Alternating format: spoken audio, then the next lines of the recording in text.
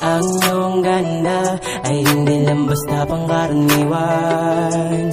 Daming nabibigyan ng isa, iyong ngiti kapag tinititigan. Kaya sana may pag-asa na makita ka, at kung pwedeng makausap ka.